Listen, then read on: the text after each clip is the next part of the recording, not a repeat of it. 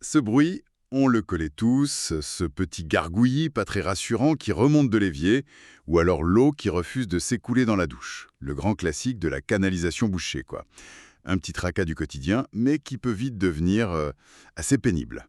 Aujourd'hui, on va justement explorer un peu les solutions pro face à ces problèmes. On va s'intéresser à une technique en particulier, l'hydrocurage. Pour ça, on se base sur des infos qui décrivent les services d'une entreprise spécifique, Hugo Dubois Plomberie, qui bosse sur Nyon et dans le canton de Vaud.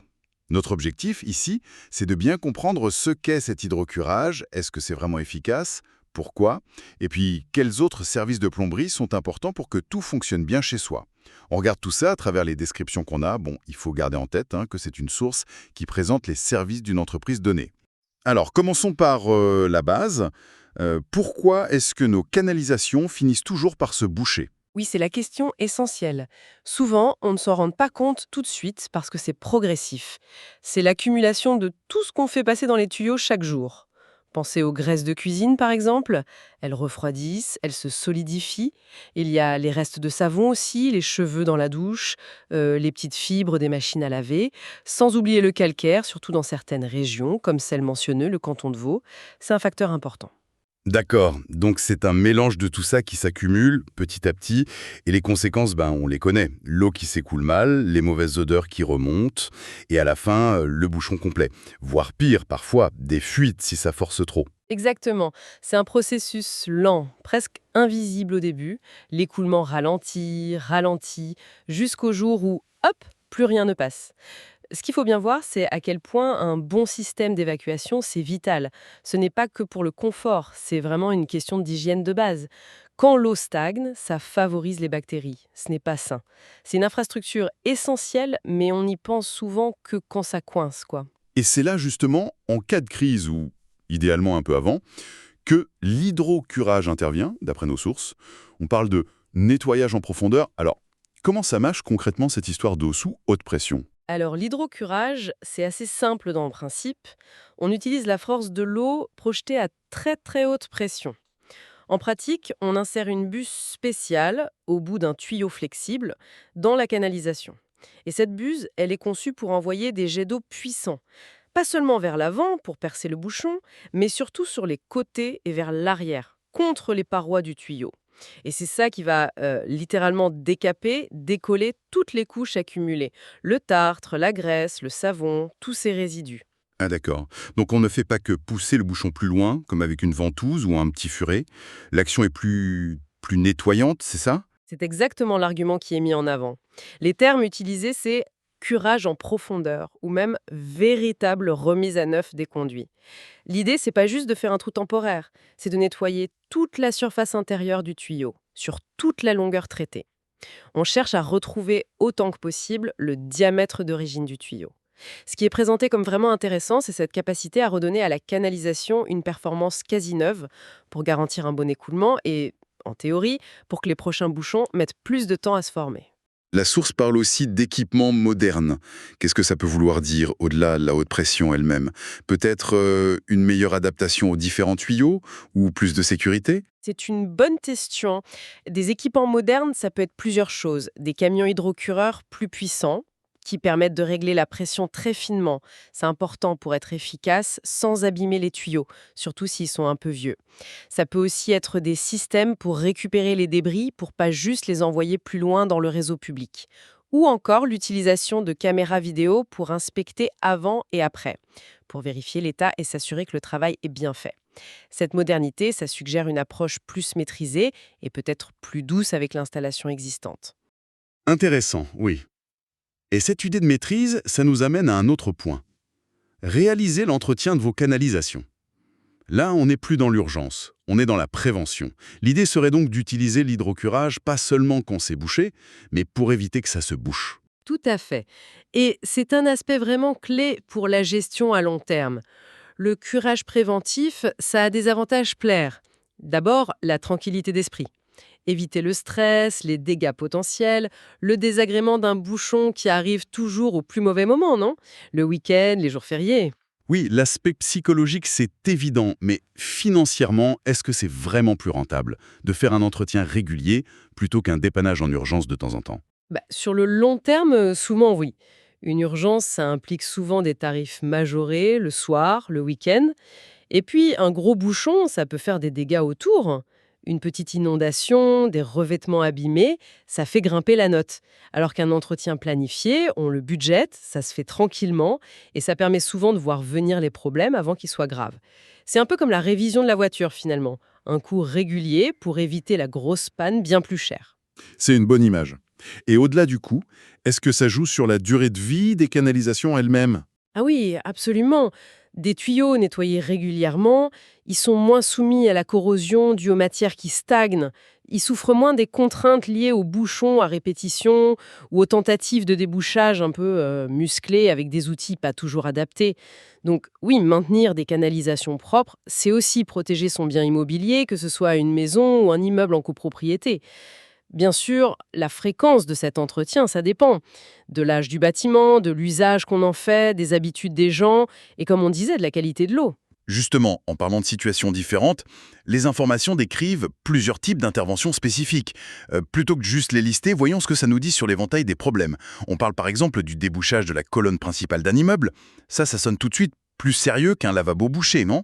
Ah oui, là l'échelle est différente. La colonne principale, ou colonne de chute, c'est le gros tuyau vertical qui récupère les eaux usées de plusieurs appartements.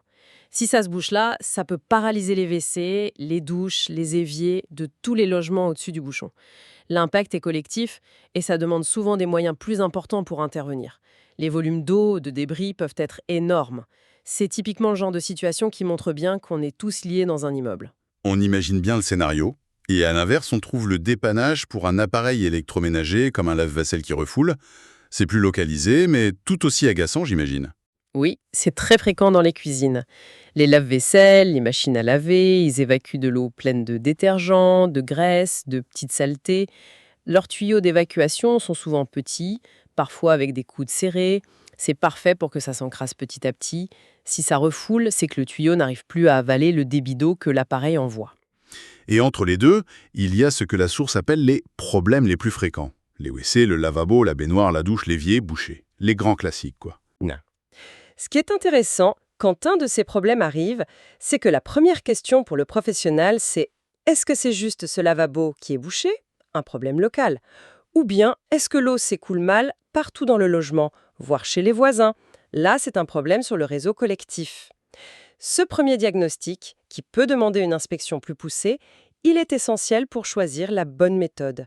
Un simple débouchage mécanique ou un hydrocurage plus complet. D'accord. Et cette idée de chercher la cause, ça nous amène à un autre service mentionné, l'installation d'adoucisseurs d'eau. La source précise que c'est pertinent parce que l'eau est souvent dure dans le canton en Vaud. C'est quoi le lien direct entre l'eau dure et les bouchons? Le lien, c'est le calcaire. Enfin, le tartre. Une eau dure, c'est une eau qui contient beaucoup de minéraux dissous, surtout du calcium et du magnésium.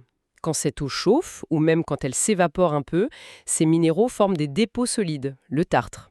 Ça s'accroche partout où l'eau passe. Et dans une région comme le canton de Vaud, avec un sol souvent calcaire, l'eau du robinet peut être naturellement très dure. Et ce tartre, il agit un peu comme du ciment en fait. Ça réduit le diamètre des tuyaux et ça aide les autres saletés à s'accrocher. C'est exactement ça. Le tartre, il diminue petit à petit la place pour que l'eau passe, un peu comme le cholestérol dans les artères si on veut une image. Et en plus, ça crée une surface rugueuse.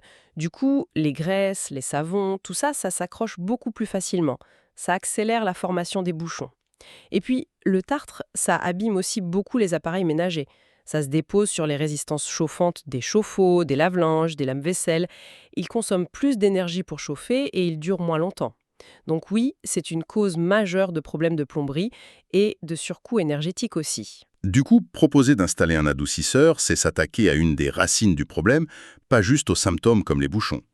La source parle d'une approche sur mesure avec inspection, devis, conseils personnalisés. Ça suggère que c'est pas une solution miracle unique pour tout le monde. Ça va dans le sens d'une solution adaptée, pas juste un produit standard. Ça montre une vision plus globale de la plomberie. On ne fait pas que réparer l'urgence, on essaye aussi d'optimiser et de protéger l'installation sur le long terme en tenant compte des spécificités locales comme la qualité de l'eau. Très bien. Parlons maintenant des aspects très pratiques. Ce qui nous préoccupe le plus quand on a les pieds dans l'eau, si j'ose dire, La disponibilité, le coût, la zone d'intervention. Les infos insistent sur une disponibilité jour et nuit pour les urgences et une promesse d'intervention dans l'heure. C'est un sacré engagement. Ah oui, ça c'est un argument commercial absolument essentiel dans le dépannage. La réactivité, c'est le critère numéro un pour quelqu'un qui a une inondation ou des toilettes inutilisables. Tenir cette promesse d'intervenir en 1 heure, 24/7, ça demande une grosse organisation derrière.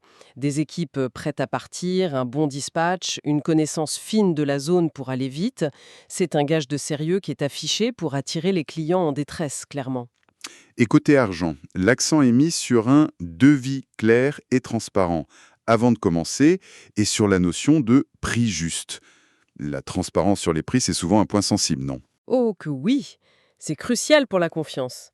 Le secteur du dépannage à domicile a parfois une mauvaise réputation, avec des histoires de tarifs flous ou abusifs, surtout quand les gens sont en situation d'urgence et un peu vulnérables. S'engager à donner un devis détaillé avant de toucher à quoi que ce soit, ça permet de savoir où on va, d'éviter les mauvaises surprises sur la facture. L'expression prix juste, bon, ça reste un peu subjectif, mais ça montre une volonté d'être honnête, d'offrir un bon rapport qualité-prix. C'est essentiel si on veut que les clients reviennent ou recommandent l'entreprise. Et enfin, la zone couverte. Tous les quartiers de Nyon, mais aussi l'ensemble du canton de Vaud. C'est assez large comme territoire. Oui, ça montre une ambition de servir une zone étendue, ce qui est bien pour les gens qui habitent un peu plus loin des grands centres.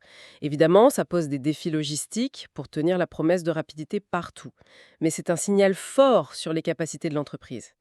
Ces 3 points, rapidité, transparence, large couverture, forment ensemble la promesse de service telle qu'elle est décrite. Le but, c'est de rassurer et d'attirer le plus de monde possible. Parfait. Essayons de résumer un peu tout ça.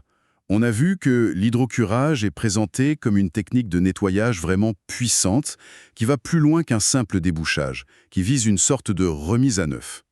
On a souligné l'importance de l'entretien préventif pour éviter les crises, mais aussi pour préserver les tuyaux et peut-être faire des économies à long terme. On a vu la variété des problèmes, du petit lavabo bouché à la grosse colonne d'immeubles, sans oublier les appareils modernes. Et on a vu comment un facteur local, comme l'eau dure, peut mener à des solutions spécifiques comme l'adoucisseur. Finalement, ce qui ressort, c'est l'image d'une approche assez complète de la santé de nos canalisations. C'est une très bonne synthèse, oui. La proposition de valeur qui se dessine à travers ces descriptions, c'est celle d'un service qui essaie de combiner plusieurs atouts majeurs.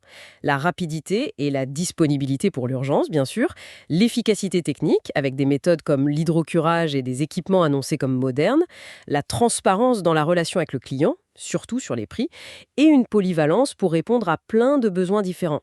Ça va du petit dépannage à l'entretien régulier et même à l'installation d'équipements qui traitent les causes, comme l'adoucisseur pour l'eau dure. L'offre décrite, elle vise vraiment à couvrir tout le cycle des problèmes de canalisation. Prévention, urgence et optimisation. Très clair. Et pour finir, comme d'habitude, une petite question pour aller plus loin. Les informations qu'on a vues se concentrent logiquement sur la réparation, l'entretien des systèmes qu'on a déjà. Mais si on regarde vers l'avenir, est-ce qu'on peut imaginer des innovations, que ce soit dans les matériaux des tuyaux eux-mêmes, dans la façon dont on conçoit les réseaux d'évacuation, ou même dans nos habitudes, des innovations qui pourraient, à la base, réduire la fréquence de ces bouchons et le besoin constant de faire des curages, même s'ils sont efficaces. Voilà une petite réflexion à méditer. Pour un habitat peut-être plus résilient et moins dépendant des dépannages,